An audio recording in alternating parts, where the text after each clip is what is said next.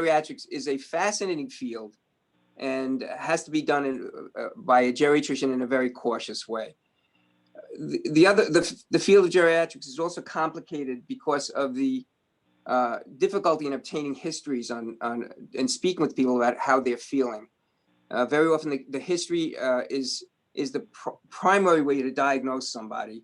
So it's very important, if you're telling your doctor what's bothering you, it's very important that you're very clear on these symptoms, when it started, what symptoms you're having, how you're feeling. You have to be able to express yourself. And if you're not, for various reasons, if you're not able to, either because of dementia or because the fever is causing delirium, or you have memory lapses, or you can't breathe well enough to speak, then you should have somebody with you who can tell the doctor the history of the illness, because it's very important for the doctor to get a good history. The diagnosis is usually in the history, and the physical examination just confirms it for the doctor as to what the problem is. So history taking is essential and can be very difficult in the older population. Another very difficult thing in the older population is falls. I'm sure we're all aware how difficult it can be if you fall and hurt yourself. One of the primary things we do here in a geriatric office is to make sure that the home is safe and the patients are being kept safe from falling. Falling is the issue that I raise every time I see the patients, to make sure that they're being as cautious as possible and not doing anything that's, I say, just don't do anything stupid. There's the issue of social isolation, of course, made worse during this pandemic. But there's also social isolation in other ways in the geriatric population. There's loss of relatives, loss of spouses, loss of friends. You have hearing loss and visual loss, so you tend to withdraw a little bit from society. So there's social isolation. Depression is a big issue in the geriatric population, and that affects the quality of life. So the other difficulty, of course, in the geriatric population is the risks of surgery. If there's surgical treatments that are required, this can be very difficult, and your underlying health has to be maximized. The field of geriatrics is also quite involved with subspecialties, because a geriatrician can't handle all the problems all by himself. There's dermatology, there's dentistry that people have, neurology problems like we're going to speak about, dementia and Parkinsonism, cardiac problems, oncology is big because of the cancer. So it's very important, if you're going to have a geriatrician to handle your health care, you're going to have to see other specialists, and the geriatrician acts more like an organizer, a manager of your healthcare, rather than having all the healthcare coming from the geriatrician. You have to have a geriatrician. You have to have a primary care physician to manage all the other doctors that are going to be required in your healthcare. Nutrition is a big issue in the elderly population. There's difficulty in chewing and swallowing sometimes. There's difficulty in motility in the gut. There's all kinds of difficulties with constipation. So nutrition is a big field in geriatrics too. And then, of course, there's the very sad issue of the end-of-life issues, palliative care and hospice care. And because it's inevitable, it comes to everybody.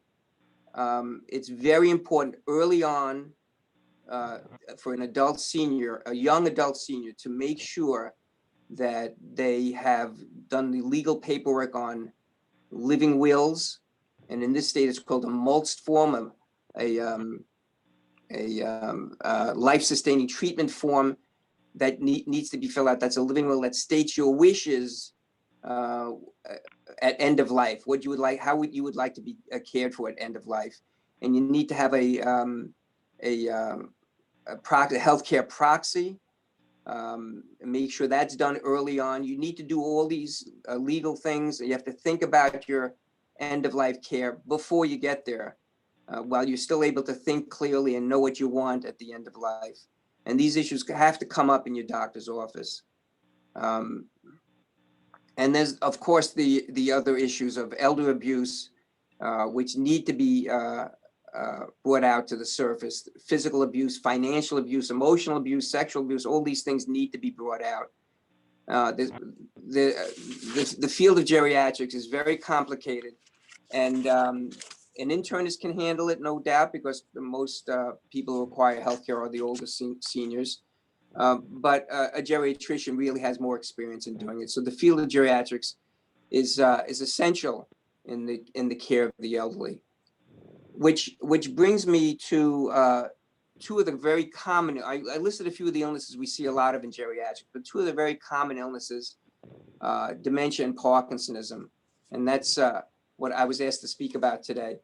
The issue of Parkinsonism is a very difficult problem because it makes everything else much more complicated. It makes the issue of falling more complicated because there's a higher risk of falling. It makes a lot of the other illnesses more difficult to manage. The medications in Parkinsonism are difficult to manage. If you do indeed have Parkinsonism or Parkinson's disease, you definitely need to have, in addition to a internist or geriatrician who can manage the case, coordinate your case with all your other comorbid conditions, but you really need to have a neurologist. And if you have a severe case, you really should have a neurologist with a specialty in movement disorders. The diagnosis of Parkinson's can be difficult at the beginning. It's a clinical diagnosis. There are some tests we can do, but for the most part, this is a clinical diagnosis. This is a diagnosis that's made by the doctor by the history and physical examination. We can get some, there's some SPECT scans, some nuclear scans that you can do. There's a DAT scan that you can do that would give you a hint as to whether somebody has Parkinsonism. But for the most part, the Parkinsonism is a clinical diagnosis. The symptoms of Parkinsonism, I'm sure you're all aware, can start very subtly. And it usually starts with slowness of movement, rigidity, what we call cogwheeling, which is the loss of fluidity of motion, a resting tremor, a stooped gait, loss of balance, tiny writing, depression, insomnia, sleeping a lot, dreams, hallucinations. But the early symptoms are rigidity of movement and slowness of movement and loss of balance. Unfortunately, the pathophysiology of Parkinsonism is very complicated. We leave that mostly to the scientists who study Parkinsonism. But in a nutshell, it's basically the loss of dopamine in various parts of the brain. The substantia nigra is the part of the brain that produces dopamine, and dopamine is then one of the major neurotransmitters. A neurotransmitter is a substance that allows nerves to communicate with each other. The nerves pass these chemicals back and forth to communicate with each other. So if there's a loss of a neurotransmitter, the nerve cells don't communicate with each other too well. And the primary defect of Parkinsonism is a loss of dopamine in the substantia nigra, and that gets transported to other parts of the brain, which then suffer from the loss of dopamine. So the treatment of the treatment of Parkinsonism is based on dopamine. There are other non-chemical treatments, things like you do here at the JCC, exercise, physical therapy, dance, boxing, balance training, speech therapy, swallowing therapy, all kinds of things you can do to try to help Parkinsonism. But the basic medical treatment for Parkinsonism is based on dopamine. The most common treatment for early Parkinsonism is levodopa. Levodopa is a chemical that is ingested and then transported through the bloodstream into the brain and then converted to dopamine in the brain. It's usually combined with a medication called carbidopa, which prevents the breakdown of levodopa in the outside of the brain. Because if it breaks down too early and becomes dopamine outside the brain, it can cause a lot of nausea. The initial treatment of Parkinsonism involved a lot of nausea. Still, there's a lot of nausea in Parkinsonism, but if they combine carbidopa with the L-dopa, there's less nausea because the levodopa doesn't break down to dopamine until it gets into the brain. And that's basically the treatment for Parkinsonism, delivered as much dopamine as you can get in safely into the brain by the use of these chemicals, carbidopa and levodopa. The most common brand name is Sinemet. We're all aware of that.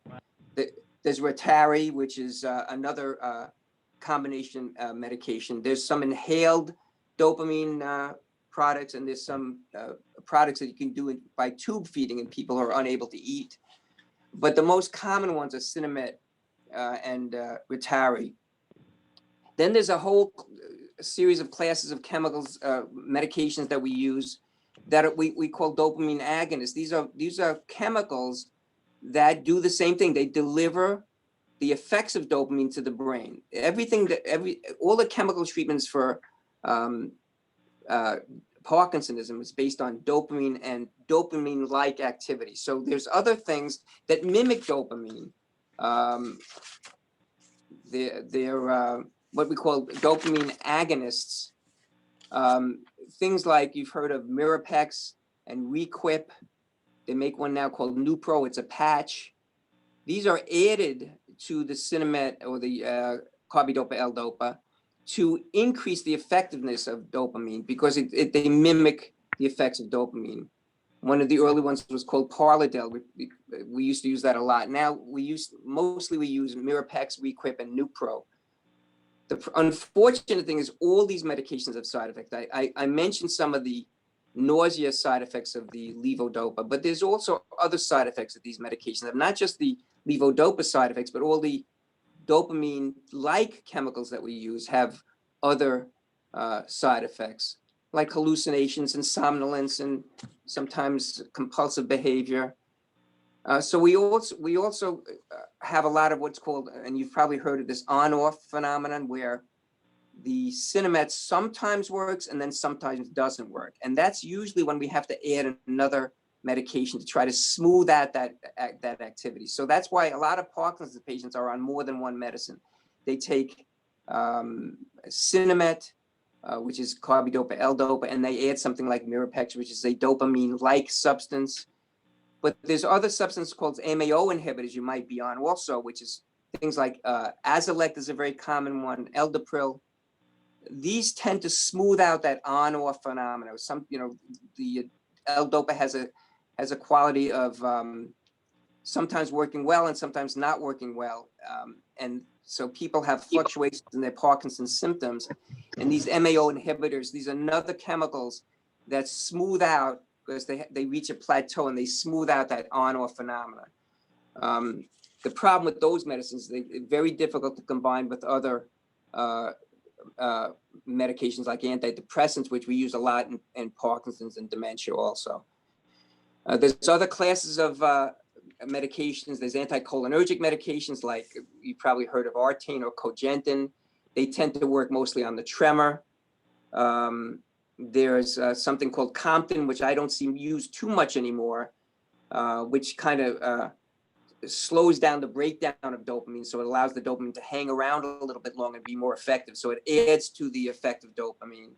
Again, all these medications have side effects and requires expertise to manage them. This is why not only do you need a geriatrician to manage your case, but you really should have a neurologist because they have all the expertise of how all these medicines combine. We used to use a medicine called amantadine. We don't use it too much anymore. It's used mostly in early Parkinson's symptoms, and sometimes we use it for the dyskinesia. I'm sure you're all aware that a lot of the side effects of these medications in late-stage Parkinsonism cause movement disorders themselves. So in addition to the slowness of movement and the bradykinesia and the rigidity and the tremor that you have from Parkinsonism, the medications themselves can cause movement disorders called what we call dyskinesias. You may have involuntary movements that you can't control that the medicines, long-term use of these medicines cause. Sometimes you use other medicines to calm those dyskinesias down, but it can be very difficult. There are other non-medical treatments. I mentioned some of the physical activities that you could do as non-medical treatments for Parkinsonism. They're very important to do that. There's some surgical treatments. I have not seen it used. You hear about this a lot in research about doing surgical treatment of very severe cases. But I don't see that too much. Most of it is medical treatment and physical therapy. There's a lot of issues. A lot of patients raise these issues of delusions and hallucinations that that accompanies Parkinson's disease. And it's a very difficult problem. Not only does Parkinson's disease and Parkinsonism have hallucinations and delusions as a part of the illness, but the medications we use to treat the Parkinsonism can also have side effects of hallucinations and delusions and compulsive behavior. There are several medications we use to try to quiet these down. And again, you need expertise from people who use these commonly. There's a new one that's been advertised pretty heavily. I'm sure you've heard of Nuplazid, which can quiet hallucinations. There's sedatives like clozapine and Seroquel, which is also called quetiapine. You've probably heard of those things like this that quiet the hallucination down. So if you're having hallucinations from Parkinsonism or from the medications that you're taking for the Parkinsonism, you can use these medicines. But again, it requires the expertise of a neurologist or a neurologist with a specialty in movement disorders. And of course, the most depressing part of Parkinsonism is the late stage Parkinsonism, because unfortunately, Parkinsonism is progressive. There is no cure. There is, as I said, as you can hear, a lot of treatments available, a lot of successful treatments, but Parkinson's disease is progressive, and we all have to face end of life, no matter what your illnesses are, what your condition is. But the end of life and end stage Parkinson's disease can be quite difficult, and sometimes we have to resort to palliative care, which is comfort care, and hospice care, which is end of life care. And those issues are whole separate issues we can discuss some other time. Let's try to stick to the less depressing parts of this disease, which is the management of the early to moderate Parkinsonism with exercise care, medication care, and nutrition. Exercise, things like biking or just walking, stretching, Tai Chi, yoga, Pilates, dance, weight training, boxing, and nutritional things like increasing fiber in the diet to prevent the constipation of Parkinsonism, low protein, no alcohol, low caffeine intake, small meals more often rather than large meals to prevent the nausea, elevation of the head of the bed if you're going to eat in bed, or just sit upright in a chair to eat because of the issues of swallowing difficulties in Parkinsonism, maintain hydration, and you can add fruits and vegetables for fiber. Bananas are good because they have some magnesium, which helps some of the muscle twitches.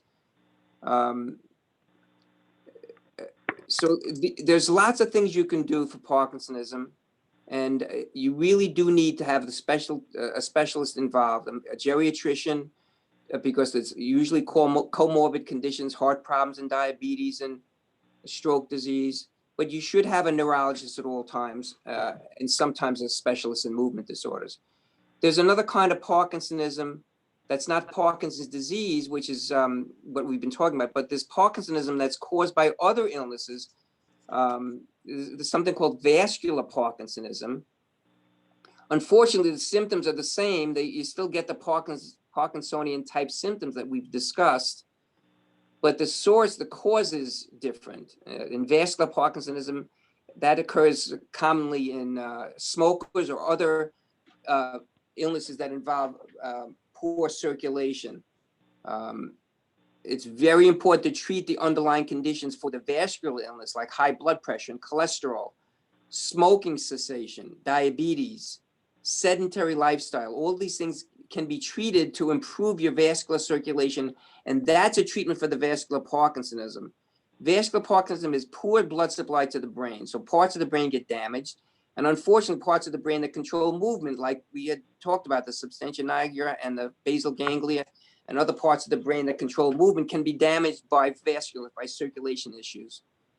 They have the same symptoms: slowness of movement, stiffness of movements, balance difficulties, tremor. The problem with vascular Parkinsonism, you can treat the underlying condition, as I said, cholesterol and smoking and diabetes and such, but unfortunately, these vascular Parkinson's diseases are very difficult to treat with these dopamine type medications. Dopamine medications are used, they're just not quite as effective. The way you diagnose vascular Parkinsonism as opposed to Parkinson's is usually on a CAT scan or an MRI, you can see vascular insufficiency, or a PET scan, you can see vascular insufficiency.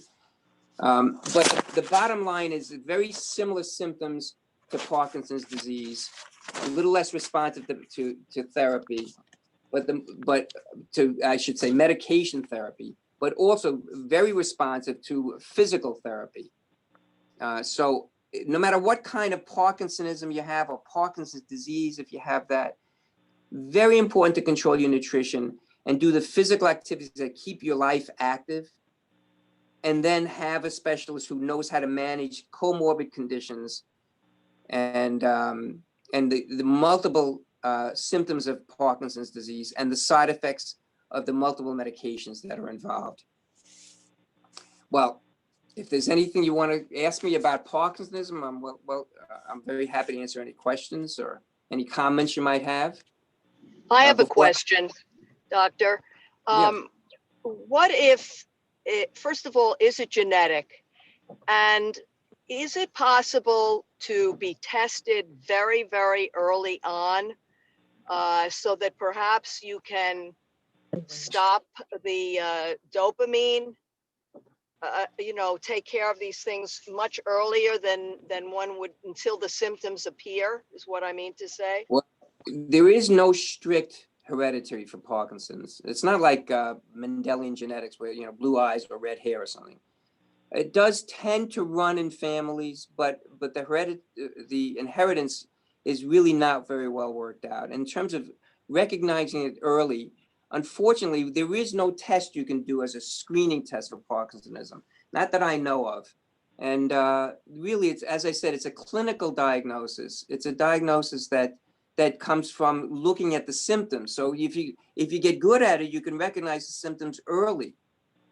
So if you're having early symptoms, maybe your doctor can recognize it, or maybe he'll send you to a neurologist who will be able to recognize it as Parkinson's. But in terms of early diagnosis, it's a clinical diagnosis.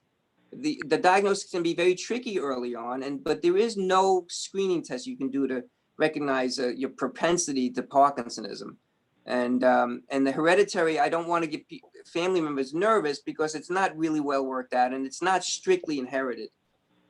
It's the same thing. It's the same thing with Alzheimer's dementia. I mean, it tends to run in families, but there really is no strict inheritance. I hope that answers. What about searching for, is there a gene for Parkinson's that would show up if you had a genetic test like you would Alzheimer's? No, not currently. There's certainly a lot of research into that field, and I'm not up on that research. But in terms of clinical usage, no, not that I know of. Anybody else have a question? I think the thing that really bothers a lot of Parkinson's patients is the hallucinations that's brought out, or the delusions that are brought out by the medications, the somnolence. The weakness and the somnolence during the day. These are issues that are very difficult to manage, and I know quite bothersome. And again, that's one of the reasons why you need to have somebody with a lot of experience managing these conditions. Dr. Rand, what do I know one of the things you mentioned is the tremendous fatigue. I've been hearing this a lot lately, the tremendous fatigue during the day, as you said. Is there anything one can do about that? These are people that are on multiple medications, of course, and they just find that they are just tired all the time. Well, occasionally doctors will prescribe a stimulant, but I don't see that all that often. It's basically just managing the medications and keeping people as active as possible, with these physical activities, because when you have these movement disorders, you can become withdrawn and depressed. So you have to treat the depression, and depression can lead to just boredom and sleepiness also. So the management of the fatigue and the somnolence is basically managing the medications and managing the conditions that come along with it. You can give stimulants in some cases, but most of the time it's just managing the comorbid conditions of depression and isolation and withdrawal. And that means keeping people as active as possible. That's why your place is such a good place for people to come, because it keeps people socially active, and physically active. And that's really very helpful in terms of keeping people awake during the day and having normal sleep patterns at night. Very important to have that physical activity and the social contact. And just to reassure everybody, the social contact will be coming back. The vaccines are on their way, and the pandemic will be over shortly. Within the next few months, we'll get everybody vaccinated, and we can all come out of our houses and go back to the center and do things in person, have yoga classes in person and therapy classes in person. I encourage everybody to come back out once we're all vaccinated, and come back and do these activities, because that's probably the most important part of the treatment of Parkinson's, is the socialization and the physical activity. I mean, we could all play with the medications all we want and try to get you as comfortable as possible, but it's very key to come out and be socially active, because the depression that the isolation and withdrawal causes makes the condition worse. And that's one of the reasons why people get so tired and weak, and basically it's boredom. A lot of it's boredom. And unfortunately, a lot of it's side effects of the medications. So you do need to manage the medicines, but we got to come out of our houses and get socially and active and physically active again. Dr. Rand, do you recommend that these dementia patients and Parkinsonian patients get the vaccine? Would it harm them in any way? Well, listen, there's a lot up in the air about all these vaccines. We have to wait to hear from the FDA about the vaccines. The FDA is a group of the best scientists and doctors that we have, and they're reliable. They do the best they can to make sure that these vaccines are efficacious and safe, and they won't release it until it is. It usually takes them years to go through these studies. They're doing this in a very rapid fashion, but they're still doing it as cautiously as they can. And as far as I know, as far as I hear from the research that's being done and the studies that are being done, the vaccines are very effective and they're very safe. So there's no doubt that anybody, well, first of all, everybody should be vaccinated, but certainly the seniors, and the frail seniors especially, should be vaccinated. People with Parkinsonism and other chronic illnesses, dementia, without a doubt need to be vaccinated, because we need to come out of our house. We need to be able to socialize and get back out and with people. Very important. That's just as important as the treatment itself of the illness, is to come out of the house. And the only way we're going to be able to come out is to take the vaccinations. As far as I know, the vaccines will be safe no matter what your chronic condition is, Parkinsonism, or dementia, or other chronic illnesses, chronic heart disease, diabetes, kidney problems. The vaccines are safe, just like the flu vaccine is safe. Now, it's true that some people have a reaction, but it's not common to have a reaction to flu vaccine. Same thing with all the other vaccines. There are side effects from measles, mumps, and rubella vaccinations and pertussis vaccines, but it's not common. Vaccines are generally safe, and they are generally very effective. I mean, the new shingles vaccine is very effective, and I haven't had a side effect from it yet. The flu vaccine this year is very safe. I haven't seen a problem with that yet. So I hope and I suspect that the vaccine, once it gets approved, will be very safe for all of us, including those frail people with chronic conditions. Yeah, and I would encourage everybody to take it. There's a lot of stuff in the news trying to scare people about the vaccines because it came out too quickly and that's a rush job. Believe me, these pharmaceutical companies are not going to release a vaccine that's going to destroy their business. If they make people sick with a vaccine that's premature, their business is done. We live in a capitalist society, and these companies are not going to want to risk their company. So they're not going to release it unless they know for sure that it's safe and effective. And the FDA are very reliable, bright scientists and doctors who won't release it unless they know it's safe. So I'm confident that all healthcare workers and all seniors should be the first to be vaccinated, and we should vaccinate almost everybody. And the entire society will eventually get vaccinated, and we can then come out from under this pandemic. Dr. Rand, can you give us your insight on the impact of diet on Parkinson's? Well, diet and Parkinsonism, basically, fruits and vegetables and high fiber foods are important because there's a lot of difficulties with constipation early on. So those things kind of help constipation. For the muscle disorders, you want to balance your electrolytes. So electrolyte solutions are important. Things like bananas have a lot of magnesium, which is supposedly good for the muscles, and I would encourage that. I would try to avoid alcohol because that only is depressing and also increases your risk of falling. I would try to avoid caffeine because that could increase the risk of reflux, and a lot of Parkinson's patients, I'm sure you know, have swallowing difficulties and eating difficulties. So I would try to avoid anything that might increase your acid reflux. I would eat small meals. I would try to cut down on proteins, drink lots of water or other liquids, and I would eat always sitting up so to avoid any aspiration. Late Parkinson's disease patients very commonly aspirate because of the very severe difficulty swallowing. That's basically it. I mean, there is no magic food for Parkinson's, unfortunately. Is the swallowing problem due to a neuromuscular complication? Well, it's a central issue. It's Parkinsonism. It's the same.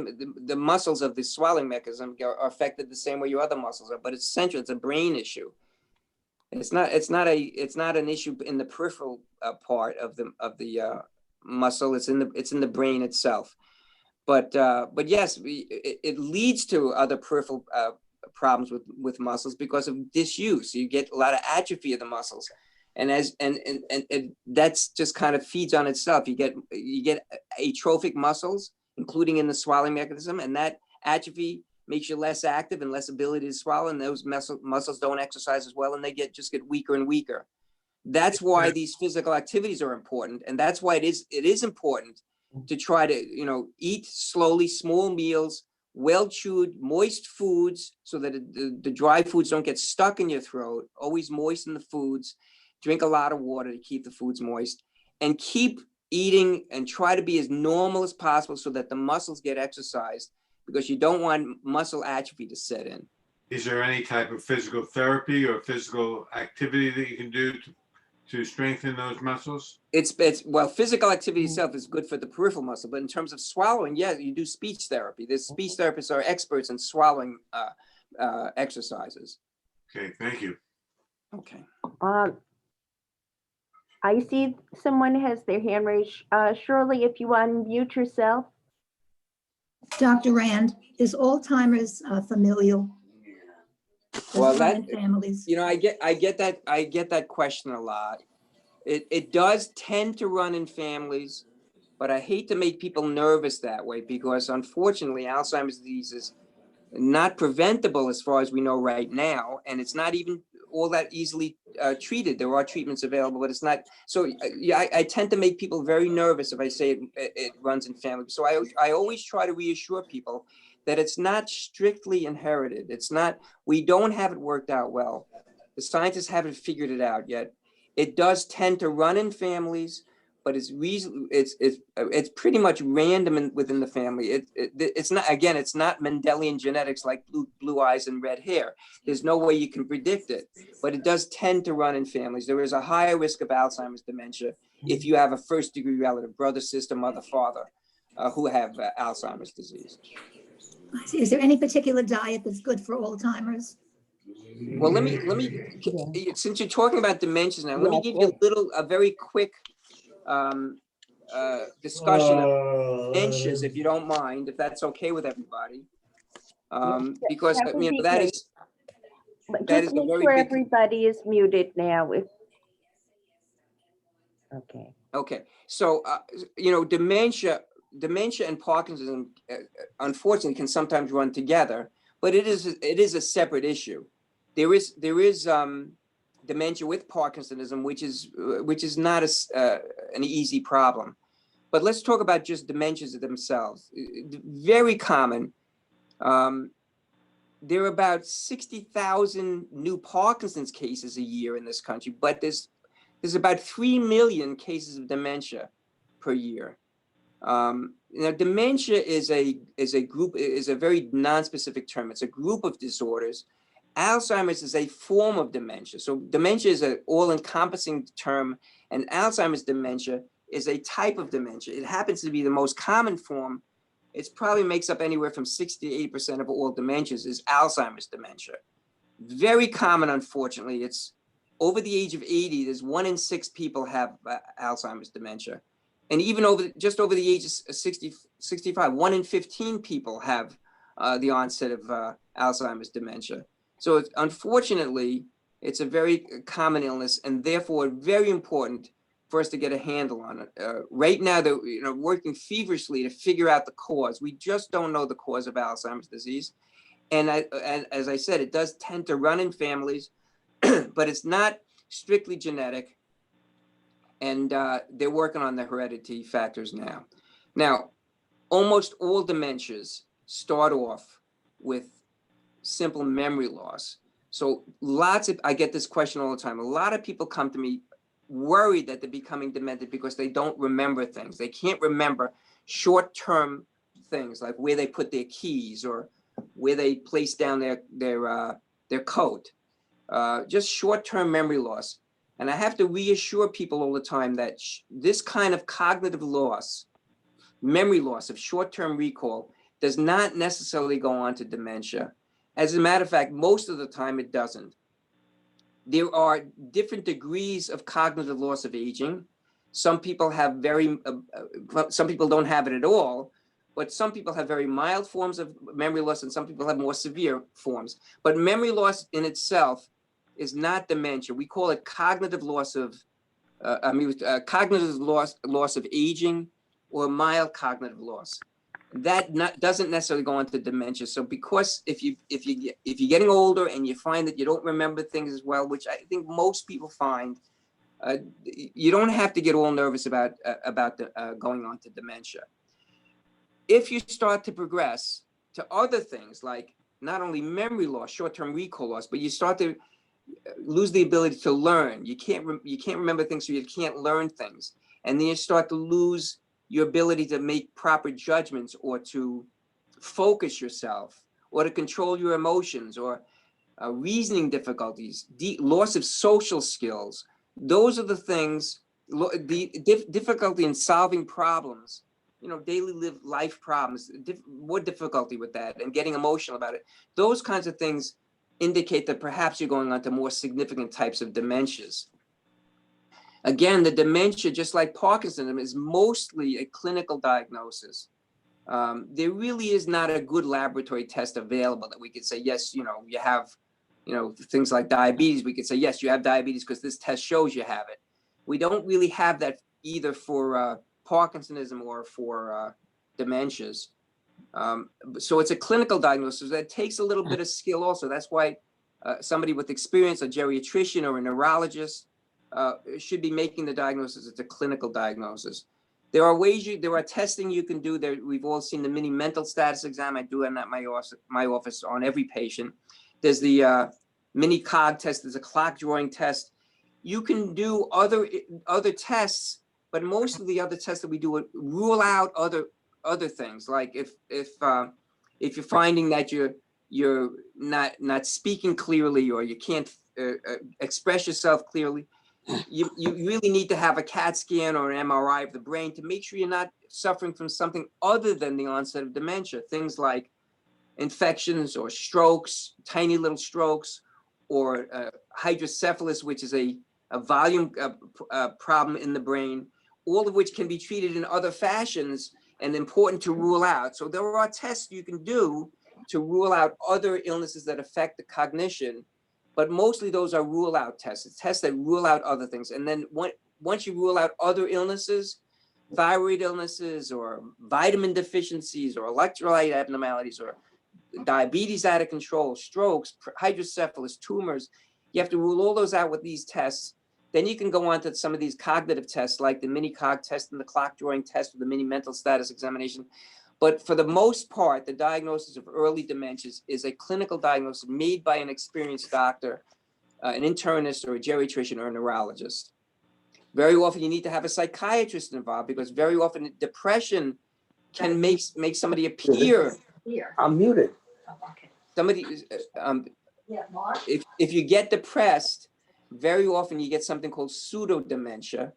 So you appear that you're coming with the onset of dementia, but it's mostly depression. It's a mood disorder. And that has to be evaluated by your physician or a psychiatrist, because if you treat the depression, fortunately, the cognitive decline improves also. But if you come to the conclusion that somebody's having some form of dementia, then you have to figure out what form it is. It's very commonly Alzheimer's disease, which is we just do not know the cause, and there is no good treatment. And then the next most common is a vascular dementia, which I mentioned, which damages the brain, and it can lead to some Parkinsonian symptoms too, but it damages the brain because of poor circulation. So you have to treat the poor circulation, treat the high blood pressure, and treat the diabetes, treat the smoking, treat the cholesterol. You treat everything else to improve the circulation, and that can not halt, but slow down the progression of the dementia. But for the most part, we're dealing with Alzheimer's dementia. And the early stages, you go from having a normal brain to being forgetful. And as I said, most people become forgetful and lose short-term recall, have cognitive loss of aging, and they don't necessarily go on to dementia.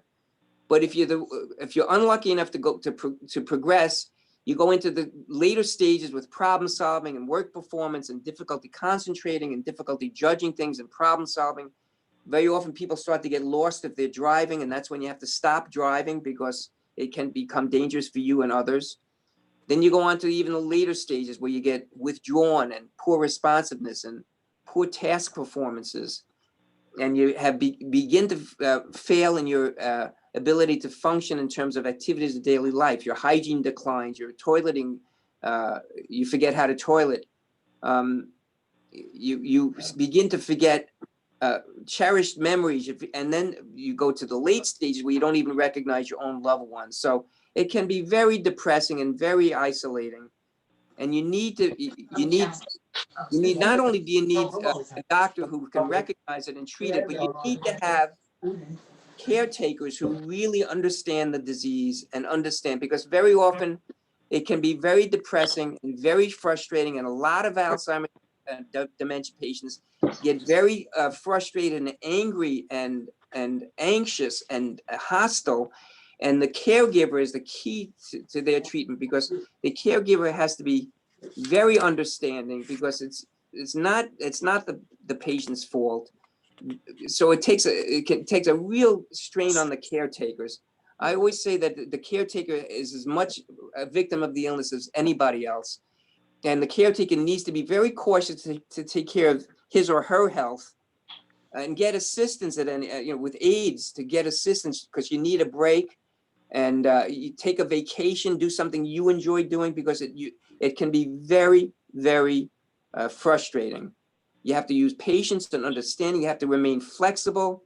You have to be very good at assisting with activities of daily life. You got to get over your fears and help somebody toilet and shower. Brush their teeth. I just missed it. It's very difficult to be the caretaker, but that is the key to the treatment of dementias. The medications we use for dementias are not as important as the caretakers. The caretaker assisting in memory tasks, reminders, medication management, involving the patient in activities that they enjoy, allowing the patient to express their emotions, to express their frustrations, get patients in a routine so that their daily routine is recognizable, and that helps reduce some of the confusion and disorientation. Try to keep the environment for the patient the same. That's why if you hospitalize somebody who has early to moderate dementia, it gets worse, at least temporarily in the hospital, because of the change of environment and the time schedule. Getting into a routine, if you have a routine, it really helps the patients. The caretaking of a dementia patient is much more important than the medications. The medications we have, I'm sure you're all aware of these things: Aricept and Exelon, Razidine, Namenda. Those are the 4 memory medications that we use. And there's other things we use off-label, things that are more sedatives for people who get what's called agitated dementias. There really is no good sedative available that's approved by the FDA for the treatment of agitated dementias. But we use these antipsychotic sedatives because we really have no choice. They do work, they carry some risks, and it requires experience to manage them. But we do have to use some of these medicines off-label to manage the agitation and the frustration and the hostility that can come in later stages of dementia.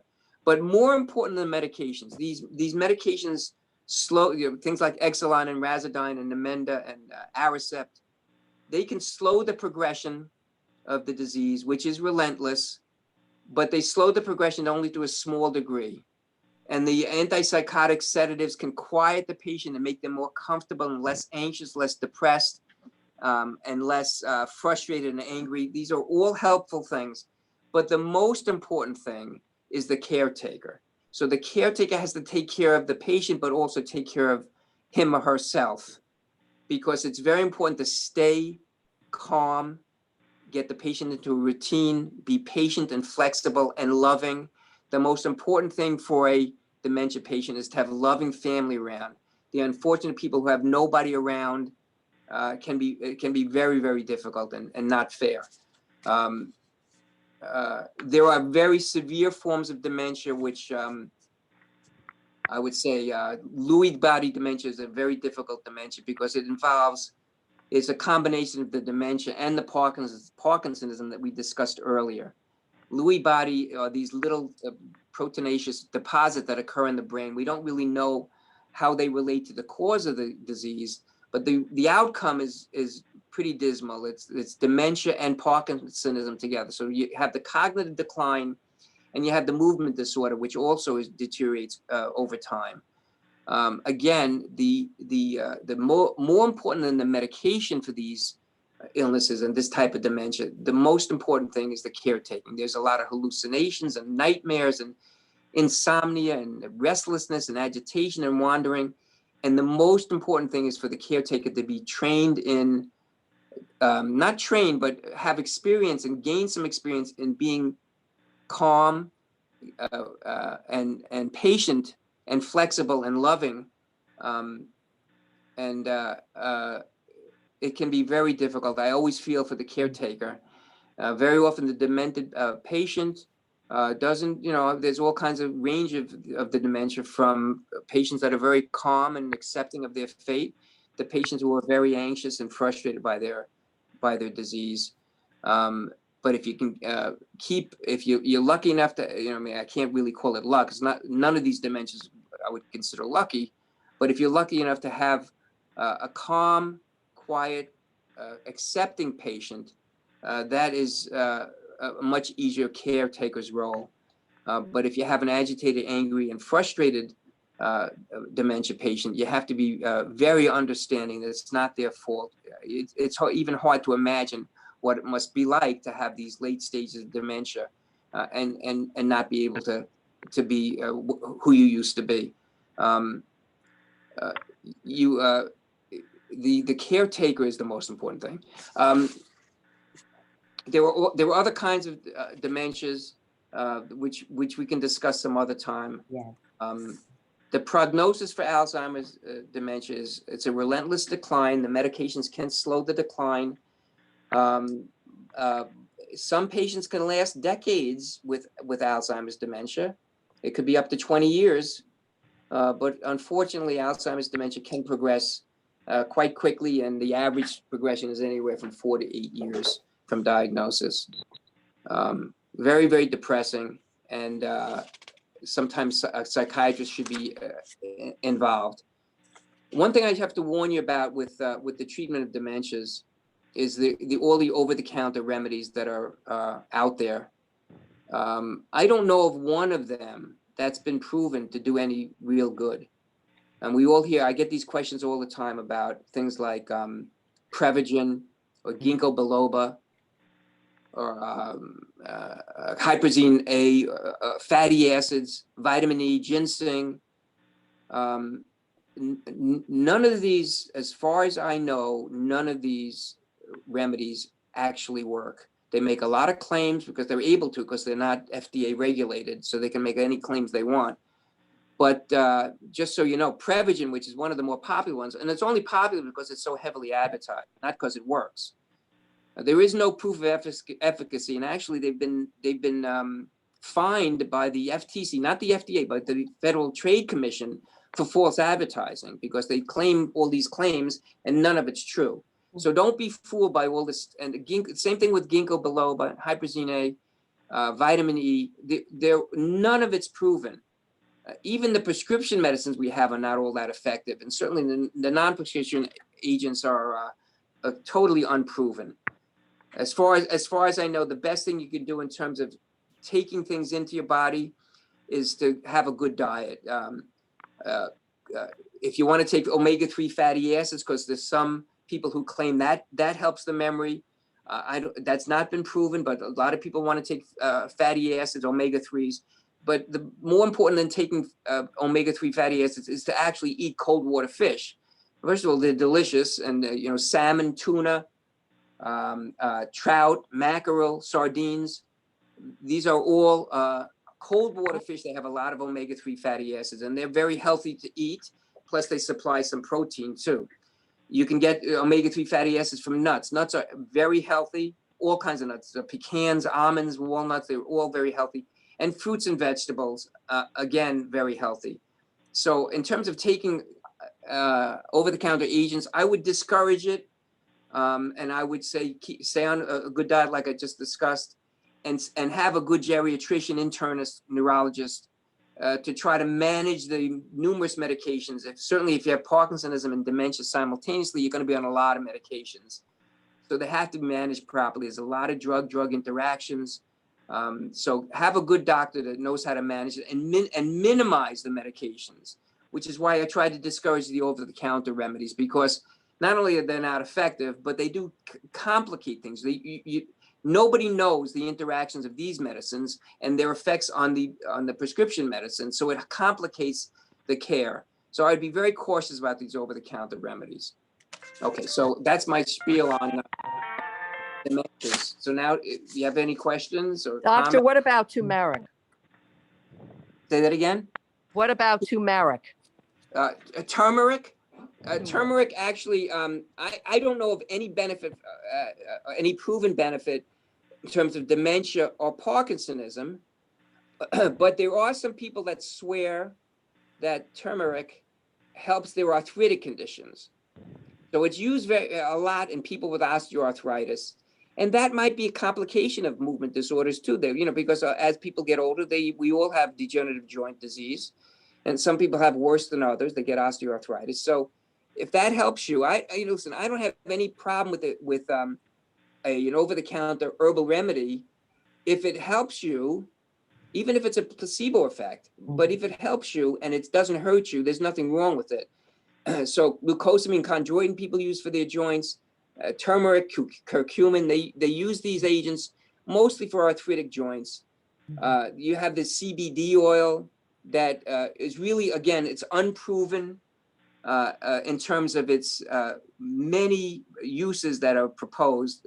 Most of it's unproven. There is some evidence that it might help people with sleep disorders. So if you have a sleep disorder in Parkinson's, maybe CBD oil might help.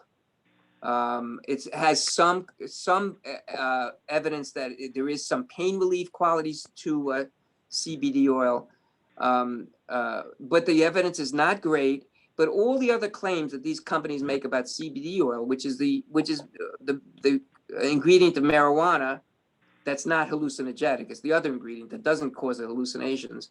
I certainly would not use marijuana, and certainly I wouldn't use it in Parkinsonism or dementia, because you can make the hallucinations worse and it can be very frightening. But if you want to use CBD oil for arthritic pains or sleep disorder, there is some evidence, but not great evidence. I would use turmeric or curcumin for my arthritic patients if they ask me about it. I don't have, there's very little downside to trying them. They have such a low incidence, though, in India of Alzheimer's, and it's because they have turmeric in their diet. I don't know that that's the reason. I think that's a guess, but I don't know if that is actually the reason. The etiology or the cause of dementias is really unknown. So that's a guess. It may be true, but I'm not sure that it's ever been shown. Jerry has a question. Go ahead, Jerry. Unmute yourself, Jerry.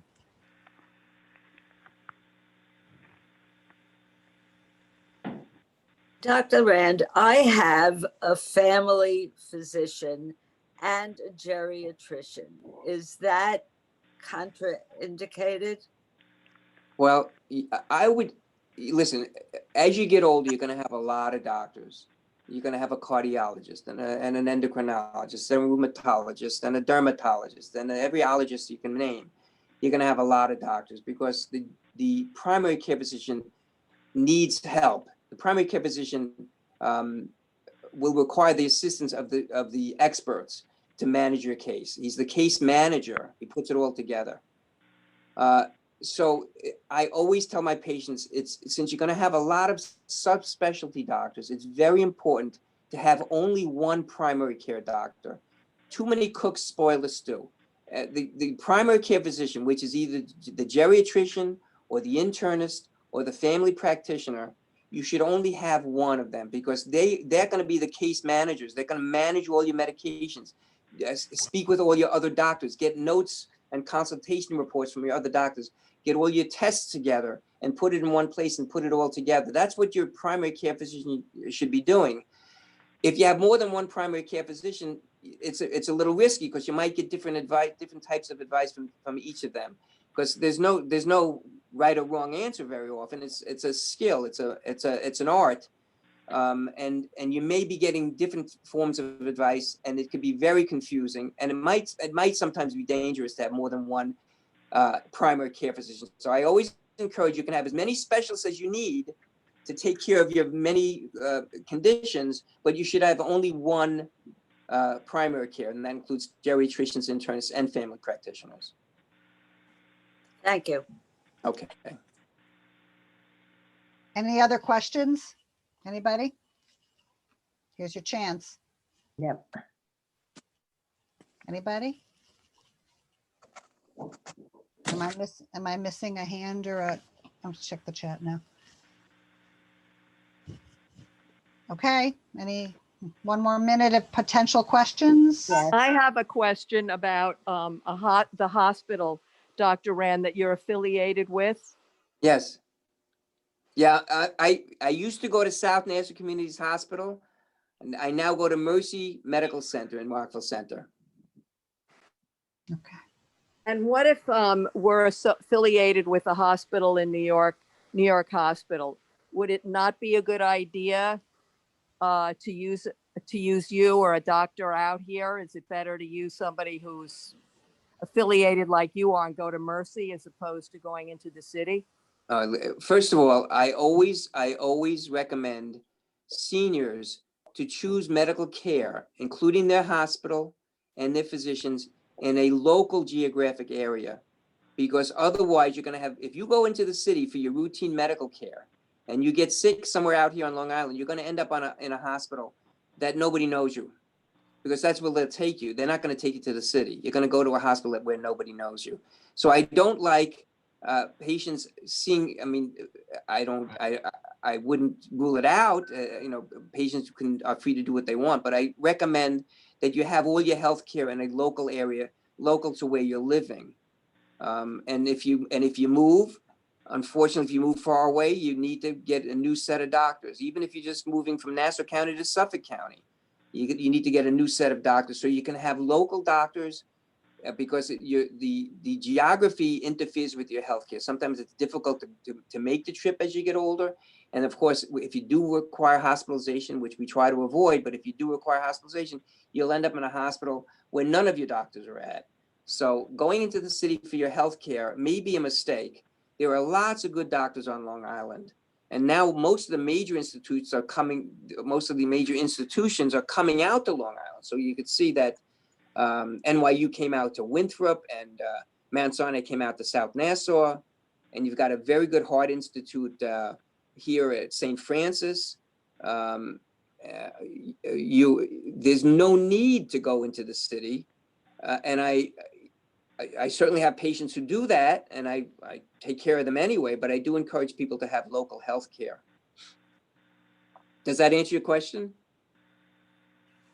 I think it did. Okay. Yep, I think it did. Yes. Okay. All right. Pam, you wanna? Yes. So I Thank you so much, Dr. Rand. This was wonderful, and I could see there's plenty more that you could bring to us. So we hope you'll come back for a return visit. Be happy to. I'd be happy to. Excellent. Okay. Hopefully after the pandemic is over. Wouldn't that be nice? It would be nice to do things in person once Yes, again. yes, Would, it would. It would. That's it the would be goal. good for all of us. It would be great for all of us. Yeah. It's time, but it's coming. It is coming. Just encourage everybody. I don't know when you plan on opening up again to in-person visits, but it's soon, and you should encourage people to come back.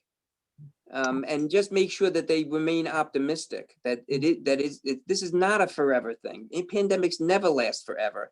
Even without a vaccine, it wouldn't last forever, because viruses do tend to get weaker as time goes on, and that makes sense, because if the viruses mutate all the time, if a virus becomes stronger from a mutation, it usually kills the host that it gets into, and the virus dies with the host. They get buried with the host. If the virus mutates into a weaker form, it doesn't kill the host, and then the virus gets passed on to the next person. So over time, viruses naturally get weaker, which is why SARS-1 just disappeared. It just went away. We never made a vaccine. It just went away. And that could happen to SARS-2. That's what COVID-19 is, SARS-2. It's a coronavirus. And they will get weaker over time. So it's never going to last forever. Certainly this vaccine, or this series of vaccines we're going to have the opportunity to use, that's going to solve the problem. And I would be very optimistic with patients, because it's even more depressing to think that this is going to go on for much longer. So if you're optimistic and you encourage people that you're going to open soon, and you're going to bring back the in-person classes and in-person lectures and in-person physical exercises, it can be it can hold people off from becoming withdrawn and isolated. And family is important. So you got to make sure the family's involved with these older folks. And if they don't have family, make sure they have people visiting them, even if it's from a distance. But you got to keep people optimistic that they're going to come out of their houses soon. You know, the younger people are coming out now, but the older people, they're still afraid. And I understand that. You know, you don't want to catch something bad. But optimism will help. There was one last question someone asked, and I'm not sure if you know the answer to this, what the side effects of the vaccine might be. We don't know yet, but I'm assuming that they'll be the same as any other vaccine, which is soreness in the muscle, and perhaps a low-grade fever for a day or two. And that's it. Now, could you have a more severe reaction? It's possible. I mean, I've been giving flu vaccines out for close to 40 years. And I've had one serious reaction, one. Out of all those years, I've had one. Now, people can get low-grade fevers, and they get a little achy, and they can get a sore shoulder. Most of the older folks don't get that kind of reaction. As you get older, you get less reactive. Your immune system is less reactive, so you have less of a reaction to the shots. So it's really unusual to have a serious reaction. Could it happen? Yes. And we'll have to wait to hear from the FDA to see how safe and what the potential side effects are. Nobody really knows yet what's going on, but except the studies they're doing show that it's reasonably safe. It's probably going to be like taking a flu vaccine. It has some potential early low-grade side effects, but in terms of a serious illness, I doubt it. It could happen. I mean, we had the swine flu vaccination campaign had a higher rate of Guillain-Barré syndrome, which is a serious reaction, and they took that off the market. But that's pretty rare compared to all the vaccinations that we've been giving out over the years. I mean, these vaccinations have cured diseases. Polio and smallpox are things of the past. Measles, up until recently, was the thing of the past. These are very dangerous illnesses that have been cured or markedly controlled, and the flu vaccine is a terrific thing, and this vaccine is going to come out good too. I don't expect it to be a tremendous side effect that we have to worry about. They won't release it. Right. Jerry, I think you had something you wanted to ask. Do they know how long it will last? No. You know, some vaccinations last a lifetime. You know, measles, mumps, rubella, they last a lifetime. Flu shot lasts 6 months. Tetanus shot lasts 10 years. it varies from the illness, and we don't know yet. I mean, this coronavirus is brand new, so we don't know how long the immunity to it will last. I could tell you, it appears to be, from the few patients I've had who have gotten sick and developed antibodies and are still maintaining their antibodies, it's at least 3 or 4 months, but it could be longer. And we just don't know yet. It hasn't been around long enough. Okay, Thank you. Thank you Okay. so much. all right. Thank you so much, Dr. Rand, much appreciated.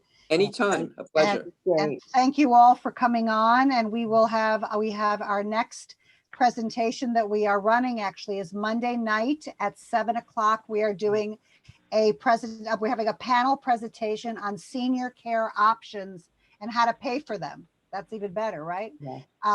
So we're having someone from the Bristol, we're having an elder care attorney, Wendy Goidel, and we are having the director of Caring People Home Care Agency. And so I think it should be really interesting. It's at 7 o'clock Monday night. I think I've sent out a lot of Zoom instructions, but if anyone has any questions, feel free to reach out to me or Pam, and we will send out the Zoom instructions once again. All right, everybody. Thank you, very Dr. much. Rand. Thank Take care, you. everybody. You. Dr. Rand. Thanks, Doctor. Thanks, everybody. Have fun. Thank you, Doctor. Thank you. Bye-bye. Bye-bye.